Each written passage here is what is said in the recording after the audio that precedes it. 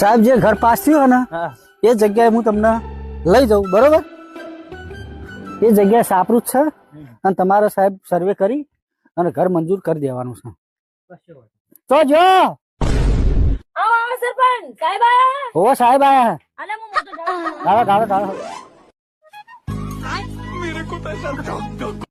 સાહેબ આયા છે જે તમારું ઘર મંજૂર થયું ને સર્વે કરવા. સર્વે કરો.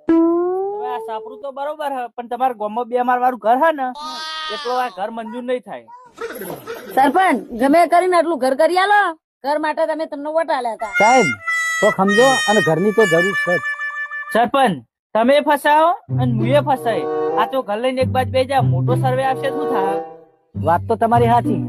સરપંચ ગમે એ કરો પણ મને આટલું ઘર પાસ કરી આલો. હું સાહેબ ને વાત કરું તાણ.